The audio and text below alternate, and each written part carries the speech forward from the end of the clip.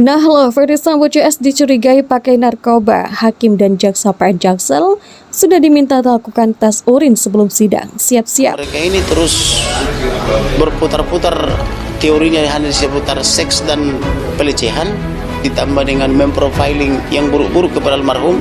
Kita sebenarnya meminta kepada majelis hakim dan jaksa, dalam hal ini kepada Mahkamah Agung maupun kepada Jaksa Agung, supaya para tersangka terdakwa ini dites dulu.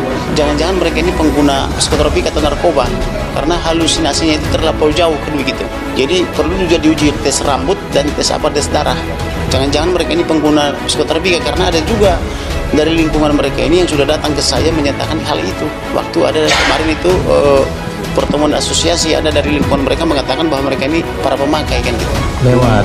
Jadi kan saya tidak tahu cerita komposisi cerita ini, kan saya nggak ngerti. Siapa melakukan apa dan ada lagi apa. Dan pada saat itu Bapak belum kenal siapa ini. Saya tidak kenal semua. Oh, tidak kenal. Iya. Tapi Bapak melihat dia. Iya. Apakah Bapak melihat dia membawa sesuatu pada saat itu? Tidak, saya saat itu tidak memperhatikan. Maka saya bilang, Pak, waktu terlalu cepat untuk saya bisa, terkecuali saya mengetahui peristiwa dan saya mulai dari awal. Langkah-langkah saya sudah pasti. Siap. Ini kan saya juga datang juga kan, saya korban juga. Ya kan, saya di prank juga. Kalau saya bilang kan dari awal persidangan ini saya tidak menceritakan ini. Karena saya anggap ini etika persidangan, saya menceritakan bukan meyakinkan hakim. Tapi saya sebagai saksi perbalisan mewakili institusi, saya menceritakan fakta.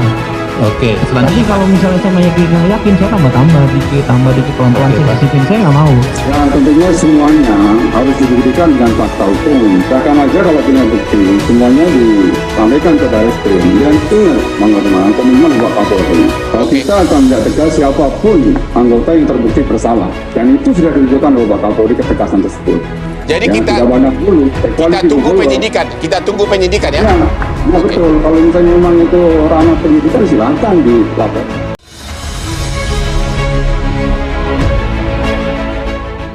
Pengacara keluarga Brigadir Yosua Huta Barat, Kamarudin Simanjuntak, mengaku curiga dengan kubu Ferdy Sambo.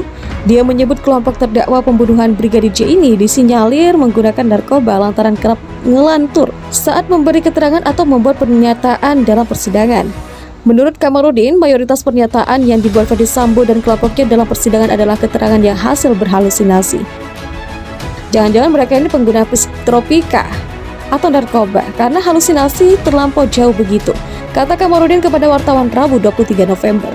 Lantaran curiga Ferdy Sambo CS menggunakan barang haram, Kamarudin mengaku sempat meminta kepada hakim dan jaksa Pengadilan Negeri Jakarta Selatan yang menangani kasus pembunuhan Brigadir J melakukan tes urin kepada Ferdy Sambo dan kelompoknya sebelum persidangan dimulai. Hal ini dilakukan untuk memastikan bahwa mereka mengikuti persidangan dalam keadaan normal, bukan di bawah pengaruh obat-obatan terlarang.